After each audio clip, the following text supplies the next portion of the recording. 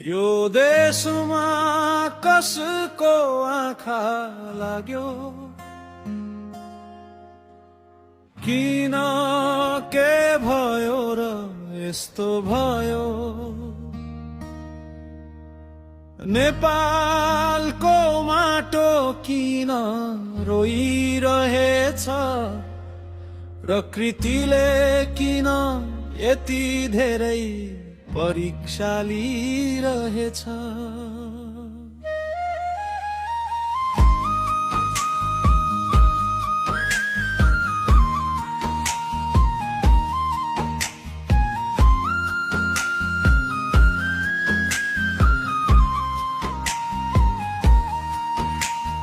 बाढी आयो पहिरो आयो